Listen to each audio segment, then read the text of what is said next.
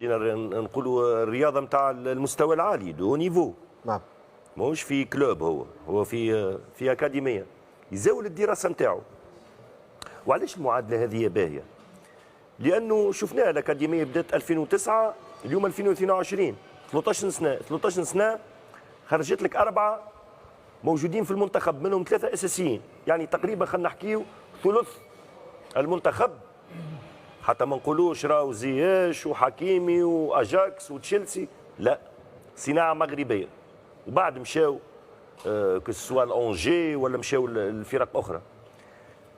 يعني فما لاعبين اخرين زاملوا هالثلاثي ذوما اللي نجحوا في المنتخب، لكن ما مشاوش المنتخب بعد، وربما ما خذاتهمش حتى فرق. فما لا نشوفوا فيهم ولاد صغار فيهم يكون فما شكون بطل الكره.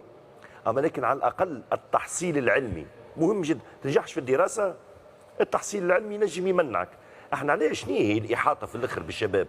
ما كانك باش تمنعوا من شنو؟ باش تمنعوا من الظواهر اللي نشوفوا فيها توا اللي قاعده تهز الشباب لبلايص اخرين. دونك اليوم يا حبذا تنجح في الكره وتنجح في الدراسه نتاعك، وراهو مثبت علميا. اللاعب اللي الدرجه العلميه نتاعو اعلى راهو اذكى، يلي بلو ريسبتيف، يحلل فيسع حتى في خلال المباراه، ويطبق فيسع بطبيعه الحال، الا بعض الاستثناءات القليله جدا. دونك انا نحب ناكد كثيرا على الجانب التربوي، لانه مثل هذه الاكاديميه موجوده في اوروبا، الكثير من الاكاديميات تنجم تنجح تنجم ما تنجحش. هذا واحد. اثنين، حكينا توا اسبوع وقت اللي حكينا على الاكاديميه ذي، وماجد مش حاضر معنا هنا، ربما سمعنا بالسكايب.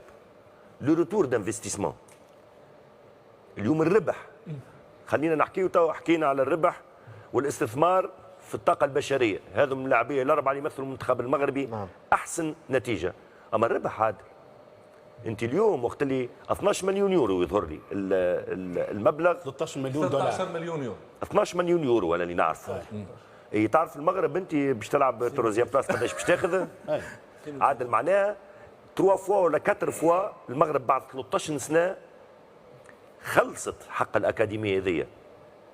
والفلوس اللي قاعدت عند الاتحاد المغربي لكره القدم، الاستثمار مهم جدا. نمشي لك انا حاجه اخرى، ومازال الاستثمار هذايا مشروع يدخل الفلوس يوميا، يدخل الفلوس يوميا، لانه اليوم نعرفوا انه الفرق الاوروبيه تبحث عن المناخات المتوسطيه المعتدله اللي تحب تعمل فيها التربصات نتاعها، خاصه في فصل الشتاء وفي ذروه البرد. واحنا نعرفوا اللي هو في منطقه سلا، اوكي، رباط، هذيك المنطقه، منطقه سلا اللي هي منطقه متوسطيه جدا.